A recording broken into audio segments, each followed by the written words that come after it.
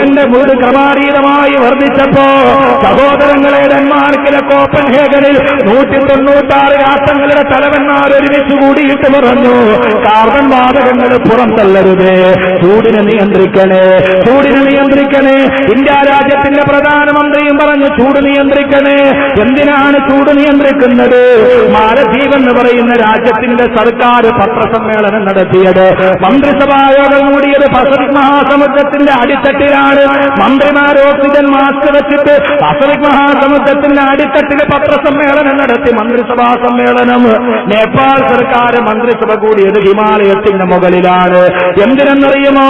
Pacific മഹാസമുദ്രത്തിന്റെ ജലനിരപ്പ് ഇപ്പോൾ നിൽക്കുന്നതിനേക്കാൾ ഒരടി കൂടി ഉയർന്നു കഴിഞ്ഞാൽ മാലദ്വീപ് എന്ന് പറയുന്ന രാജ്യം പിന്നീട് ഈ ഭൂമിയിൽ ഉണ്ടാവുകയില്ല.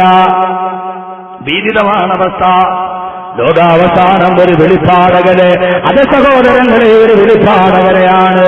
ഈ പസഫിക് മഹാസമുദ്രത്തിന്റെ ജലനിരപ്പ് ഒരടി കൂടി ഉയർന്നു കഴിഞ്ഞാൽ മാലദ്വീപ് പിന്നെ ഉണ്ടാവുകയില്ല, വെള്ളത്തിന്റെ അടിയിലാണ്. ഒരു രാജ്യത്തിലെ ജനങ്ങൾ മുഴുവനും മഹാസമുദ്രത്തിന്റെ ജലനിരപ്പ് നോക്കിയിരിക്കുമ്പോ, ജപ്പാനിലേക്ക് സുനാമി തകർത്താടുമ്പോ സഹോദരങ്ങളെ സൂര്യന്റെ ചൂട് നേരെ ഹിമാലയ പർവ്വതത്തിലടിക്കുന്നു. അതിലെ മഞ്ഞ് കണികകൾ മുഴുവനും ഉരുകി വെള്ളമാകുന്നു. ആ ഉരുകുന്ന വെള്ളം പസഫിക്കിലേക്ക് പതിക്കുകയാണ്. ചൂട് കൂടിയിട്ട് മഞ്ഞുമലകുകൾ ഉരുകുകയാണ്. ആ ഉരുകുന്ന വെള്ളം സമുദ്രത്തിലേക്ക് പതിക്കുകയാണ്. ആ വെള്ളം നിറഞ്ഞിട്ട് സമുദ്രത്തിന്റെ ജലനിരപ്പെങ്ങാനും ഉയർന്നാൽ പിന്നെ മാലദ്വീപ് എന്ന് പറയുന്ന ഒരു രാജ്യവും ജനങ്ങളും കടലിന്റെ അടിയിൽ മുങ്ങിച്ചാകുമെങ്കിൽ അല്ലാഹു കാത്തുരക്ഷിക്കട്ടെ. അവരും നമ്മുടെ സഹോദരങ്ങളല്ലയോ? എന്താണ് സംഭവിച്ചതെന്ന് നിങ്ങൾക്കറിയുമോ? അല്ലാഹുവിന്റെ വിശുദ്ധമായ ഖുർആൻ തന്നെ പറയട്ടെ. അല്ലാഹുവിന്റെ ഖുർആൻ പറഞ്ഞു, والسماء رفعها ووضع الميزان. അല്ലാഹു പറഞ്ഞു ഈ പ്രപഞ്ചത്തെ ഞാൻ സൃഷ്ടിച്ചിരിക്കുകയാണ്. ഈ പ്രപഞ്ചത്തെ ഞാനൊരു തുലാസ് പോലെ സന്തുലിതാവസ്ഥയിൽ നിർത്തിയിരിക്കുകയാ. തുലാസ് പോലെ, തുലാസിന്റെ തട്ട് കണ്ടിട്ടുണ്ടോ? ഏറ്റക്കുറവില്ലാത്ത തുലാസ് പോലെ ഒരു പ്രശ്നവുമില്ലാതെ ഞാൻ ഇതിനെ സൃഷ്ടിച്ചു വെച്ചിട്ടുണ്ട്.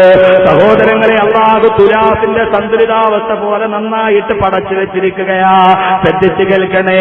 നിങ്ങളാരും ഇതിന്റെ അടയാളങ്ങളാവരുത് എന്ന് പറഞ്ഞാൽ ഈ ഭൂമിയിൽ നിന്ന് 14,95,97,906 കിലോമീറ്റർ മുകളിലാണ് സൂര്യൻ നിൽക്കുന്നത്. ആ സൂര്യൻ ഇപ്പോൾ നിൽക്കുന്നതിനേക്കാൾ 1 കിലോമീറ്റർ എങ്ങാനും മുകളിലാണ് നിൽക്കുന്നതെങ്കിൽ, ഇപ്പോഴത്തേക്കാൾ 1 കിലോമീറ്റർ കൂടി മുകളിലാണ് നിൽക്കുന്നതെങ്കിൽ ശാസ്ത്രജ്ഞന്മാര് മുന്നറിയിപ്പ് നൽകുകയാണ്. ഈ ഭൂമിയുടെ മുകൾ ഭാഗം മുഴുവനും മഞ്ഞ് കണങ്ങൾ കൊണ്ട് ആവരണം ചെയ്തു പോകും. ഈ ഭൂമി മുഴുവനും മഞ്ഞിന്റെ മുകളിലായിരിക്കും. ഒരു സസ്യം പോലും നടാൻ കഴിയുകയില്ല. മറിച്ച് ഇപ്പോൾ നിൽക്കുന്നതിനേക്കാൾ 1 കിലോമീറ്റർ താഴെയാണെങ്കിലോ ഈ ഭൂമിയിൽ ചൂട് കാരണത്താൽ കിടക്കാൻ പറ്റില്ല. ഒരു സസ്യം പോലും മുളയ്ക്കുകയില്ല. 1 കിലോമീറ്റർ മുകളിലാണെങ്കിൽ ഹിമപാടങ്ങൾ സ്ഥാനം പിടിക്കും. 1 കിലോമീറ്റർ താഴെയാണെങ്കിലോ കത്തിക്കരിഞ്ഞു പോകും. എന്റെ പ്രിയപ്പെട്ട മുസ്ലിമേ, പൊന്നുമോനെ, ചിന്തിക്കുമോ? 1 കിലോമീറ്റർ മുകളിലല്ല, 1 കിലോമീറ്റർ താഴെയല്ല. ആശാരി തന്റെ ചെവിയുടെ ഭാഗത്തിരിക്കുന്ന പെൻസിലെടുത്ത് സ്കെയിൽ കൊണ്ട് അളന്നു വെച്ചതുപോലെ ജാമിതീയ കണക്കിനെ പോലും തോൽപ്പിച്ചിട്ട് ഇത്ര കൃത്യമായിട്ട് സൂര്യനെ ഫിറ്റ് ചെയ്തതാരാ?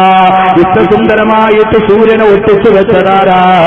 ലാ ഹൗല വലാ ഖുവത ഇല്ലാ ബില്ലാഹ്. ഇത്ര കൃത്യമായി വെച്ചിട്ട് അല്ലാഹു ഒരു ബോർഡും ഫിറ്റ് ചെയ്തു. അത് ഖുർആനിൽ തന്നെ വായിക്കുക. അല്ലാഹു പറഞ്ഞു, ഞാൻ ഇതിനെയെല്ലാം നന്നാക്കി വെച്ചിരിക്കുകയാണ്. വലാ തുഫ്സിദൂ ഫിൽ അർളി ബഅദ ഇസ്ലാഹിഹാ. ഈ ഭൂമിയെ ഞാൻ നന്നാക്കി വെച്ചതിന് ശേഷം മനുഷ്യ നീയായിട്ടതിന് കുഴപ്പമുണ്ടാക്കരുത്. ഞാനിതിനെ നന്നായിട്ട് നിനക്ക് ജീവിക്കാൻ വേണ്ടി വെച്ചിട്ടുണ്ട്. ഇനി നീയായിട്ടതിന് കുഴപ്പമുണ്ടാക്കരുത്. ഇനി നീയായിട്ടതിന് കുഴപ്പമുണ്ടാക്കരുത്. അല്ലാഹു